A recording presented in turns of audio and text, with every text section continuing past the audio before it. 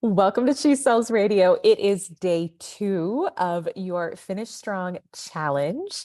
And if you are just joining for the first time, hello, welcome. You can still get signed up and registered for the challenge at elisearcher.com/challenge. In fact, you can do that any day of the challenge. It's really just as soon as you get started with it, you're going to have more opportunities for prizes, more opportunities for hitting your goals, which is really what you're here for anyway, right? And so if you need more context on the challenge, go back and listen to episode 238, where I share about what we're doing and how you can participate, how you can win prizes. But for today, for day 2, your challenge is to look forward, not backwards. Look forward, not backwards. And I think this is so important to remember at any time in your life, at any time of the year. Not that we don't want to look back to learn or to even just remember the wins, right? And build off of those. But the key here is to remember that I don't care how far off you feel like you are from where you want to be right now. It can switch and change in an instant when you start aligning with the goal as if it was already done. And so today is all about noticing when the thoughts pop up of what you did wrong in the past or how you blew that opportunity. And you, by the way, you never blew an opportunity. I'm just kind of using language that our brains will tell us, right? To tell us we messed up, or, you'll have the thoughts that are like guilt trippy about something you did that you're not feeling good about. There's so many ways in which we can energetically get caught up in the past. And when you do that, it's an energy drain from where you're going. And so today, the invitation is to notice when those thoughts come up and to consciously shift and redirect and to say, that's fine that that's coming up right now, but where am I going? What do I want to experience next? I know that I don't want to repeat that, or I don't want to experience that again. So what do I want? And if I need to get the lesson or the learning from it, that's fine. And then I'm going to move forward with it as well. And to remember that when you do that, and when you're so committed to being available for what you want and being available for it to happen as quickly as possible too, then things get to happen. Things get to happen quickly generally. Now, is there usually some sort of process of like, well, there's always a process of you got to become the match for what you want. And sometimes that takes us longer than others. But, I shared yesterday on the podcast, we're coming off a couple of like my best months ever in my career, but those are right on the tail of some of the most challenging months I've ever had. And I share that simply to say that when I went through that process earlier this year, I feel like I really learned a lot about how to alchemize things and how to transform challenging situations into really abundant, powerful, exciting, thrilling situations.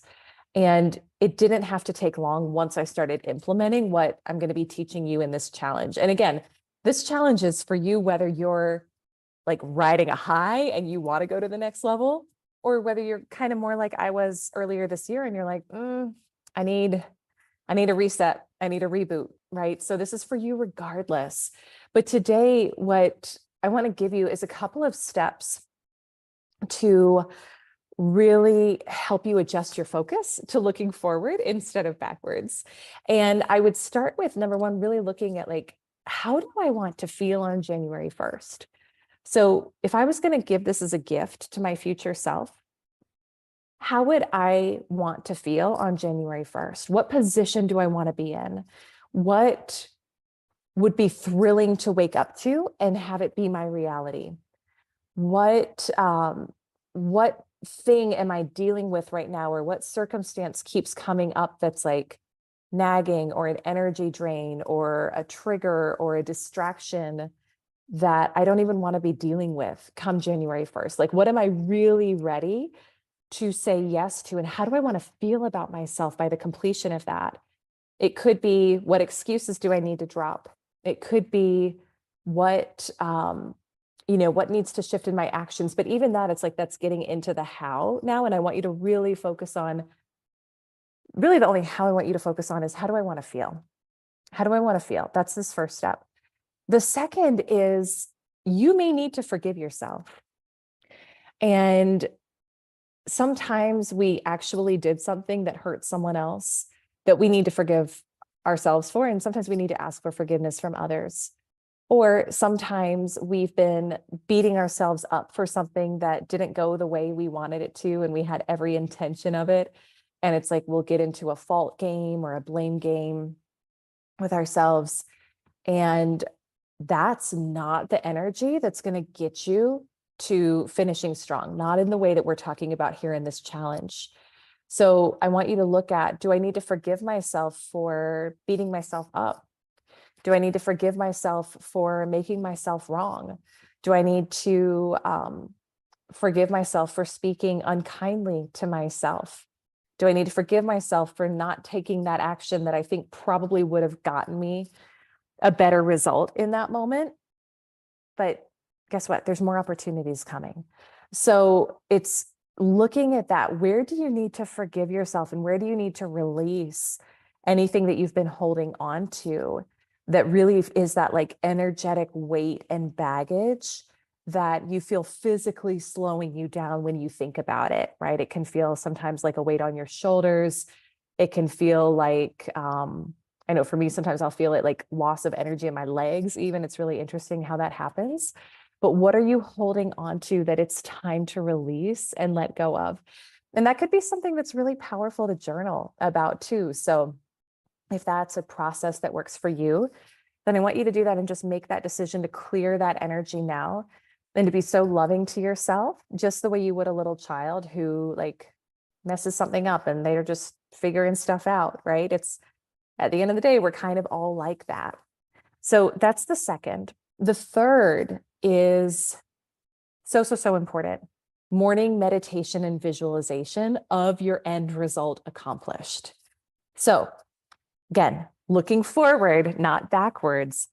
The morning time, when you first wake up and your subconscious is wide open, you are so much more easily programmable. So I want you to take advantage of that time to do a morning meditation and visualization before you caffeinate, before you scroll Instagram, before you do whatever it is that you kind of do in the mornings, to program in your subconscious, what is the reality you want to create for yourself? What does that very specific outcome look like for you by the end of the year?